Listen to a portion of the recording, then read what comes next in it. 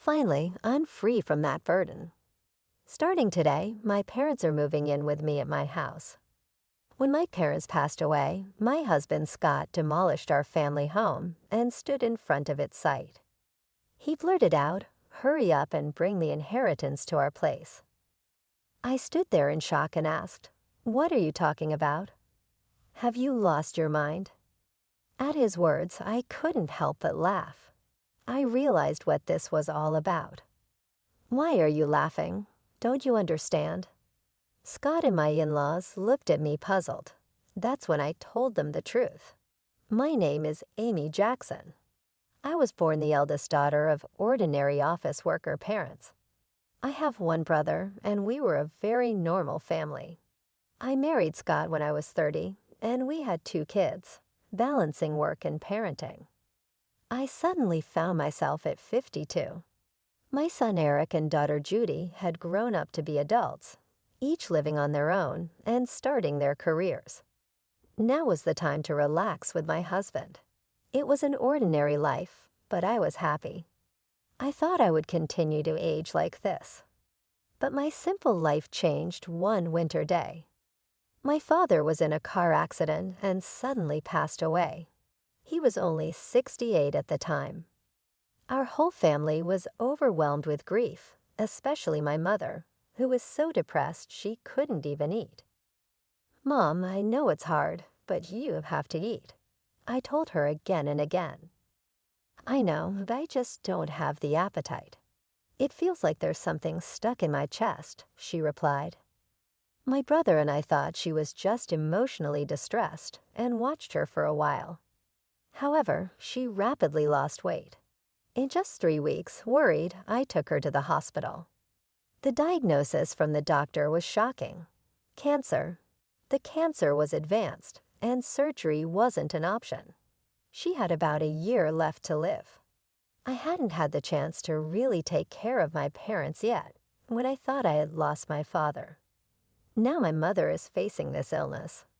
I was even more devastated than when my father passed. But I couldn't grieve forever. My brother lived far away and couldn't help, so it was up to me to take care of my mother. I explained to Scott. "I want to live with my mother. I can't leave her alone, both emotionally and physically during her illness." Scott's reaction surprised me. "We just finished dealing with your dad's funeral, and now I have to be dragged into more of your family's issues," he said with a sigh, clearly annoyed. "You don't have to say it like that. Can't you just drive her to the hospital and back? Do we really have to live with her?" I asked. "I think she might feel lonely if it's not okay. Maybe I can just live at my family home for a while," I suggested. Scott became indignant. "And who's going to take care of my meals while you're gone?" "I'll come and cook, of course." "What about cleaning? Who's going to do the laundry?" he demanded.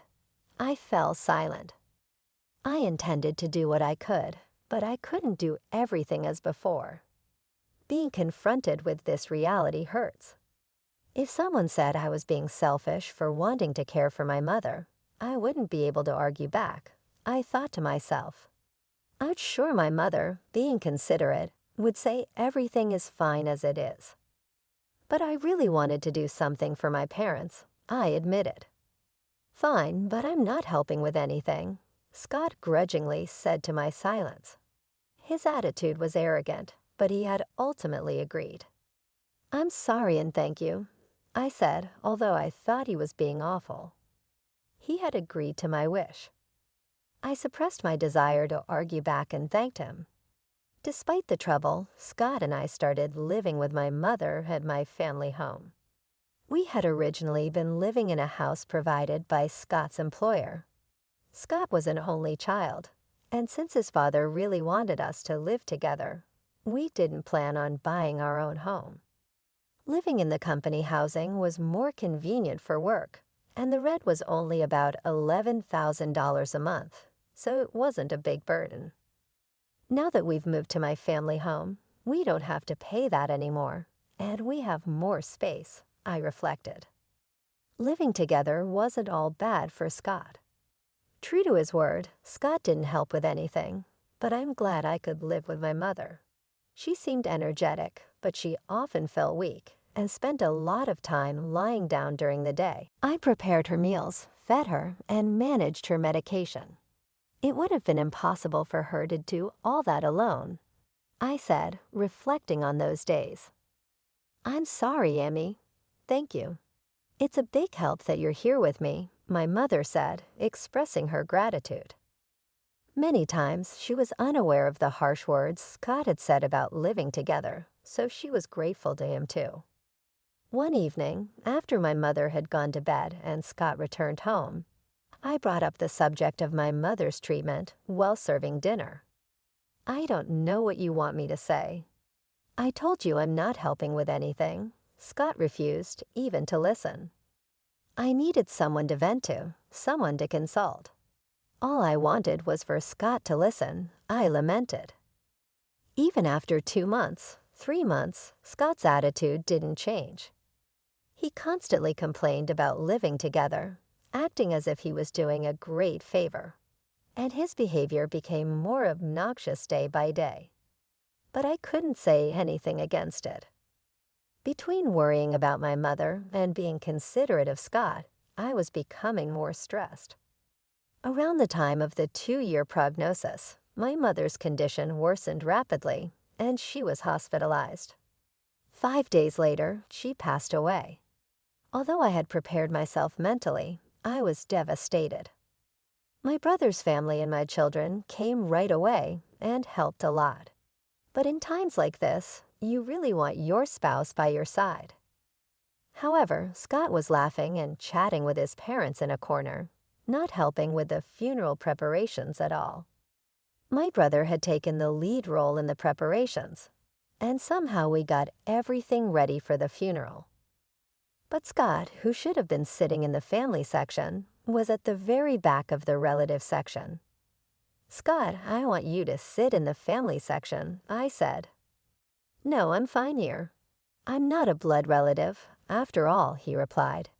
Then his mother chimed in. He's your husband, but he's not your mother's son. Scott is our son, so he's an outsider, you know. Amy should sit in the family section. Hearing this from my in-laws was painful.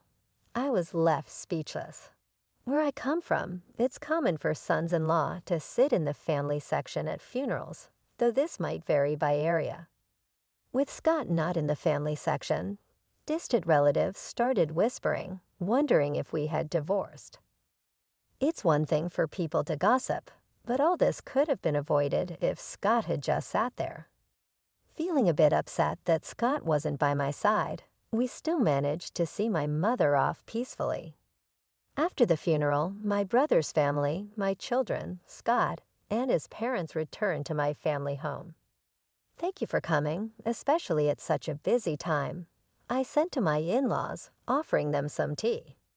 They laughed and replied, really, it's something. First your father, now your mother. These funeral expenses are a burden for us too, but at least that's the end of it. I was stunned by their words. What do they mean by that? I couldn't believe they would say such a thing. I forced a smile and excused myself. Then I overheard Scott talking with his parents. It must have been tough for you, Scott, living with outsiders. Yeah, dealing with Amy's whims was a pain. A husband shouldn't just follow his wife's demands. If you don't like something, you have every right to refuse, Scott said. I clenched my fists. Their voices laughing and chatting were unbearable. But this wasn't new. Scott's parents had always been insensitive and rude. When Scott and I got married, his mother said, "Couldn't you find someone more attractive?" I can't expect much for grandchildren, I recalled bitterly. They say beauty gets boring after 3 days. With Amy, you won't get bored. Scott just laughed, reflecting back. Neither Scott nor his parents had said a single comforting word to me, either at my father's funeral or after my mother's passing. Instead, they ridiculed me.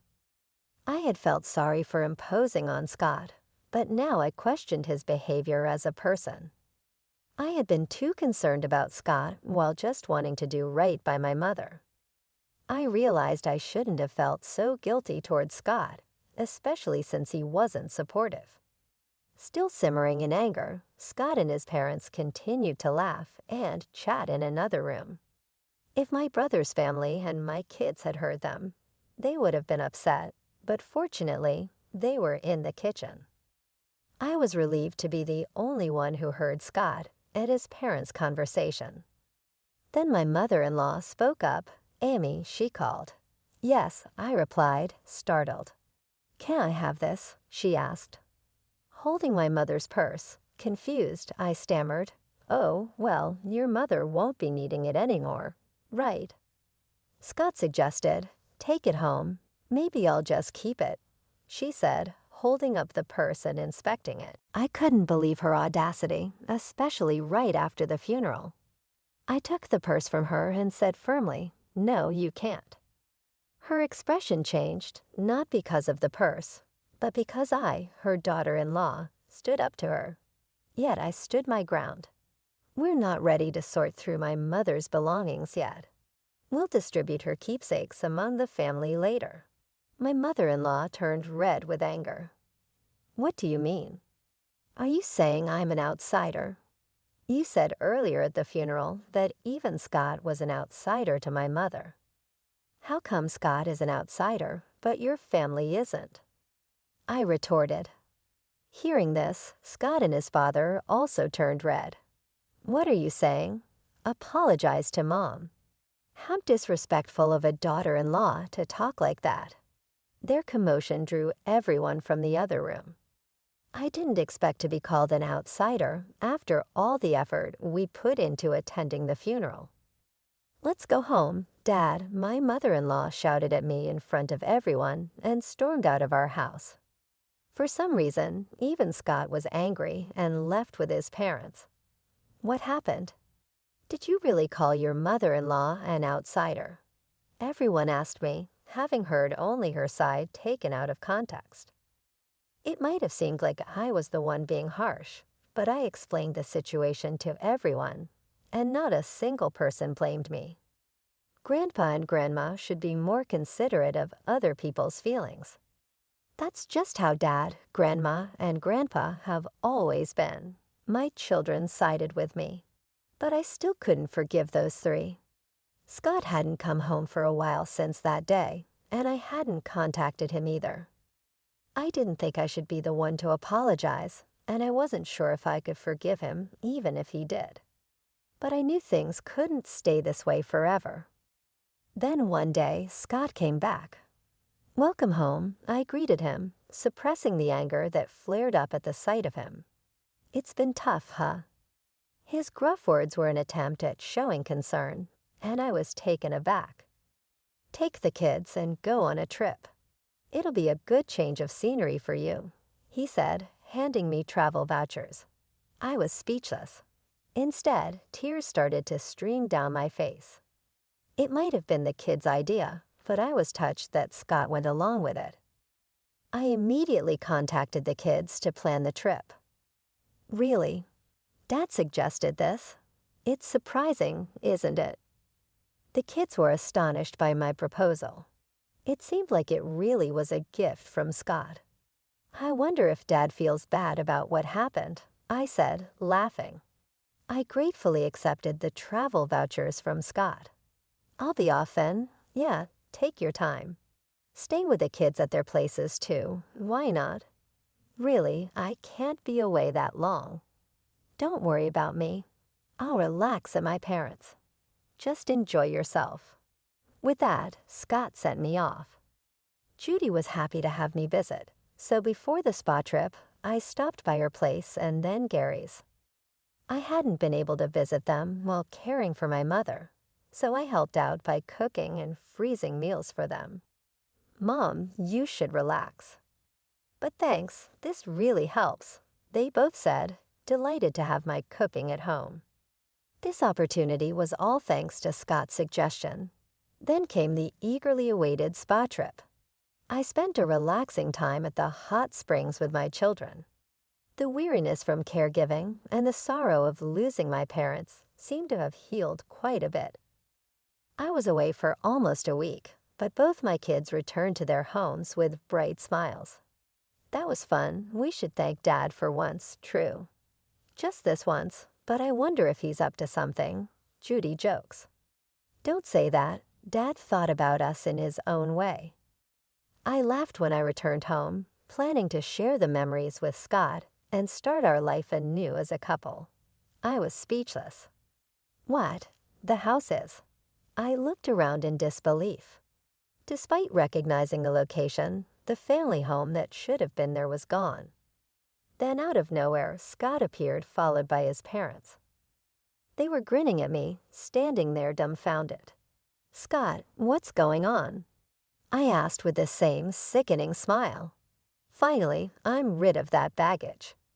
"Starting today, my parents are moving in with me at my house," Scott said. "What are you talking about?" I replied, trying to stay calm. "Have you lost your mind? Your family home has been demolished. Bring the inheritance together, quickly, whatever you inherited. It's Scott's now." I realized then that the disappearance of the house was Scott's doing, and it was all for the inheritance. Such betrayal. After thinking about the future on my way home, I was filled with indescribable sadness and anger. But demolishing the house won't go Scott's way. I won't let it. I burst into laughter at the sight of their smirking faces. "Why are you laughing? What a weird woman. Has she gone crazy?" My mother-in-law said, looking at me as if I were eerie. Facing the three of them, I spoke up. "Don't you guys know what you're talking about? I haven't inherited a single penny, so there's no inheritance." After saying that, I burst into laughter again. They had mistakenly thought they'd become rich from the inheritance. Their wild imaginations and actions had me in uncontrollable laughter. "What do you mean?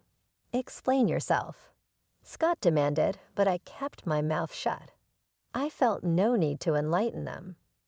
"I'm not going to live with strangers. If you want to live together, go ahead alone." Ignoring Scott's question and rejecting his suggestion made my mother-in-law furious. "You helped with your parents' housework, but you can't do ours. You're aware of the circumstances, right?" "I agreed to live together, didn't I?" she yelled. "I told you I didn't want to live together. Have you forgotten that?" I countered them one after another. Also, demolishing the family home like that, there are things you just shouldn't do. I yelled at them and then left. Behind me, Scott's voice called out, "Where are you going?" But I didn't look back. Right now, I needed to find a place to sleep for the night, and I really didn't want to see Scott's face. I immediately consulted a lawyer. Demolishing a house couldn't be that easy. The house was still in my mother's name. As I wondered which company had done it, an unbelievable truth came to light. Scott and his father had demolished it themselves. His father, who worked in demolition, enlisted the help of acquaintances and even rented heavy machinery. The planning was meticulous. Moreover, they even gave me travel vouchers to get rid of me. Tears welled up in my eyes at the realization of being deceived. The frustration was unbearable. Is there any way to punish all three of them? I tearfully explained my situation. The lawyer smiled at me kindly. "Scott unlawfully demolished the house in your mother's name. He could be charged with property destruction and held liable for damages. Let's start by demanding a formal apology from Scott and his parents," the lawyer suggested. A few days later, Scott called me furious about the legal notice he received. "What's with this certified letter?" he yelled. "Oh, you got it. You destroyed my precious house, so of course you have to compensate," I replied. "Compensate? We said we were moving to my parents' place. I demolished a house that nobody was going to live in. You should be thanking me, not asking for compensation." "Now bring the inheritance and come back home," he said arrogantly. Thank you for demolishing my house. Don't make me laugh. And what inheritance? It's not even settled yet, I shouted back. Scott was silent, seemingly taken aback by my anger, which I rarely displayed. The reason I laughed when the house was demolished was exactly this. I had a whole year with my mother. It was obvious that we would discuss matters of inheritance. So I told my brother I didn't want anything and to give it all to him. As a result, he inherited all the cash and stocks. He insisted that I should have the house since he lived far away and couldn't manage it. If I wasn't going to live there, it could be rented out. That was the plan. Either you and your father restore the house to its original state or pay the amount specified in the letter. I was considering settling this amicably. Well, fine. If you can't pay, I'll file a police report and sue you, I declared. I'm sorry. I didn't think you'd get so angry, Scott said, starting to make excuses. Of course I'm angry. What do you expect? I snapped. Scott seemed to think that if my family home was gone, he wouldn't have to live with his parents. His father had always wanted to live together and had a fondness for it. Scott had refused to live together before, citing difficult commutes, but his parents thought I was the one against it. So he convinced them by demolishing my house and making it seem like I'd move in with them with the inheritance. But I couldn't forgive him after hearing such a thing. Please give me a break. I didn't mean any harm, Dad said too. If he's truly sorry, then agree to the settlement, I said and hung up the phone. Scott kept calling and sending messages apologizing. If you're sorry, just transfer the money, I pushed him away. I knew my childhood home couldn't be restored, but this was the only way I could deal with my unbearable feelings. I stayed at Judy's place. My brother's family and my children knew about the situation. Although my brother must have been angry about our house being demolished without his consent, he said, I won't interfere, but I'll help in any way I can. Do what you think is best, Amy. Everyone condemned Scott's actions and supported me. A month passed without any compensation or alimony payment from Scott. During that time, there was no contact from him. I couldn't stay with Judy forever. I wanted to get the money as soon as possible to at least establish a living foundation. Contrary to my wishes, something unbelievable happened. It was revealed by Judy. This apron looks a lot like Grandma's, she said, showing me her smartphone screen. I was surprised when I saw it. It was a listing on a flea market app. The apron Judy mentioned, similar to my mother's, was a unique one I had made for her. What? This is Grandma's apron. I made it, so I'm sure, I said. Judy quickly checked other listings. The seller seemed to have recently joined the app, with no transactions or reviews yet. There were nearly 50 items listed, and to my horror, all of them belonged to my mother. I immediately realized it was Scott. He was the only one who could have taken my mother's belongings after demolishing the house. I called Scott right away. What's this about the app? I asked. Scott responded, sounding annoyed, Don't play dumb. You're selling Mom's things without permission, aren't you? Cancel those listings right now, I demanded. Scott, sounding panicked, replied, What? No, it wasn't me. Who else would do such a thing? I'm coming over right now to get everything back, I said and hung up. Then I immediately headed to Scott's parents' house with Judy. Where are Mom's things? I demanded as soon as we arrived, confronting Scott at the door. I don't know anything about it, he stuttered. Tell the truth, Dad. Judy joined me in pressuring Scott. He seemed flustered. Scott's parents noticed our presence and came out. Oh, Judy, you're here. Scott's mom greeted, smiling at the sight of her granddaughter. Angry Judy said, Grandma, tell Dad to tell the truth. The truth. Grandma's belongings that passed away recently. Dad seems to be selling them, Judy said. At Judy's words, Scott's mom burst into laughter.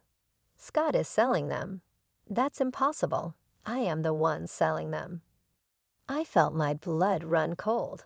Scott probably knew about it. With a look that almost said, "This is bad," he turned to his mother.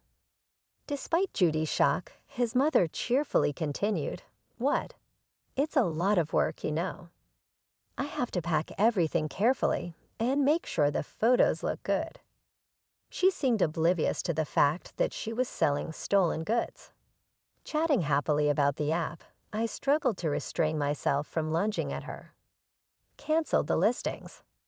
"Those are yours to sell," Judy read with anger and tears in her eyes, pleading with her grandmother. However, Scott's mother seemed displeased. "What's the big deal? I finally found a hobby I enjoy. I use the things I can and sell the rest for a little pocket money. It's good for preventing dementia. I'm the only grandma left, so Judy wants me to stay healthy and live long, right?" she said nonchalantly. Pleading with her to stop had no effect.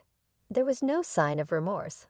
If talking won't help, then action is the only option. "Judy, let's go." "But it's okay, let's go," I insisted, pulling Judy out of the house and heading straight to the police station. I wasn't planning to file a report for the demolition of the house, but theft was a different story. When I explained to the police that my mother's belongings were being stolen and sold, they acted immediately. Scott's mother's account on the flea market app was suspended. The items wouldn't be sold anymore. I called Scott on the way back from the station. "I had your mother's account stopped. You knew about it, right?" "You're complicit." "No, I filed a police report about this." "Please cooperate with the investigation." Scott became frantic. "What? We're family, right? Withdraw it, please. Family? You still haven't paid any compensation for the house or alimony, and there's no sign of remorse." Faced with my shouting, Scott was taken aback. Despite everything, I still had feelings for Scott, having lived with him for so long. Sighing, I said, "I'll wait for the money, but I won't forgive the theft. Return everything. And Scott, your father looked quite unwell. Has he seen a doctor?" "What? I'm not a monster." So just passing on that message, I said and hung up. Scott's father, whom I had just seen, was alarmingly thin and hadn't spoken much. His complexion was more than just pale. It was unnaturally dark. His ill health was obvious, but that family probably hadn't noticed. His wife was nonchalant, selling stolen items, and Scott only acted tough with me. They lacked any real concern for others. The next day, I received a call from Scott's father. Expecting it to be a thank you call, I answered. I got the complete opposite reaction. "What do you mean by treating me like a sick person, planning to dump me in a hospital to get rid of the hassle? I need to protect Scott and my wife from you. I'm not going to any hospital," he scolded. It was shocking to be reprimanded when I was just concerned. "Sorry for overstepping. I was just worried," I said. "I'm not frail or short-lived like your parents. Don't make a fool of me," he snapped. I was infuriated by his words. But a few days later, he apparently felt unwell enough to visit the hospital. The diagnosis was terminal cancer. Scott called me in a panic. "Dad's got terminal cancer. What am I going to do?" I just snorted. "I don't know." What did he say when I suggested going to the hospital? He said, "I'm not frail or short-lived like your parents, so deal with it yourself." How can you be so heartless, Amy? I never thought you'd be such a person. Did you ever say a single warm word when my mother was sick? Reflect on your own actions. I said it, hung up as expected. Scott's father passed away soon after as a human being. I didn't want to harbor negative feelings towards the deceased, but recalling everything that had been done and said, I couldn't shed a tear. After his funeral, his will was found. Despite all this talk of not being short-lived, he had made thorough preparations. The house goes to the grandson Eric. The rest of the estate is to be divided between my wife and eldest son. I was surprised to see Eric's name. Scott's father had always favored him, wanting to live with him.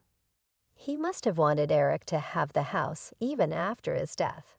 It was a nuisance for Eric to renounce the inheritance. You don't need that house, do you? I told Eric, but he was happy to receive it.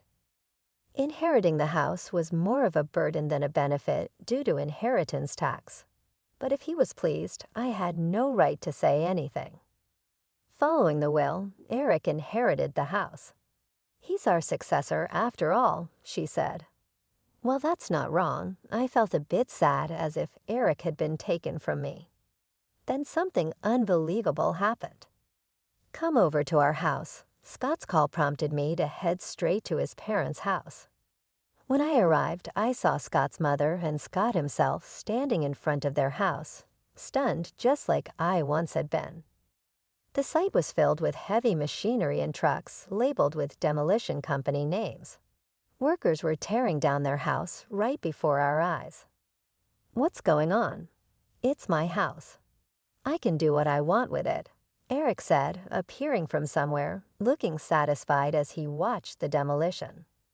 Eric, what are you doing? Stop this right now, Scott shouted. Stopping it now won't make it livable anyway, Eric replied.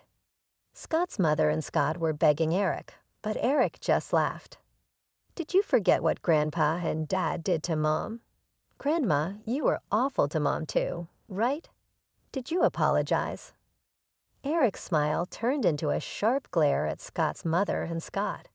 They fell to their knees as the heavy machinery continued to noisily dismantle their house. I finally felt relieved seeing the scene. Later, Scott finally paid the damages and compensation from the inherited assets. The stolen items that Scott's mother took from my mother were retrieved by Eric and safely returned to me. You always have me and Judy, Eric said, and I finally shed tears of relief. Scott's mother and Scott, having lost their house and left with no money, were now living in a company house again. Scott and I had moved out of the company house, but now Scott and his mother had to return, becoming the subject of rumors. I explained the whole truth to Scott's colleagues' wives, who we were on good terms with. Scott and his mother will likely have a hard life in the company housing, but it's their own doing. After Scott's retirement, they'll be forced to save up for a new place to live. I sometimes think about asking my friend how Scott and his mother are living now, just to have something to talk about. After that, I continued to stay at Judy's house. Then Eric got engaged to be married. He was planning to build a house. The land of the former family home sold for a decent amount, and I was glad to see that even that house served a purpose. Mom, come live with us, Eric offered. His fiancée welcomed me warmly.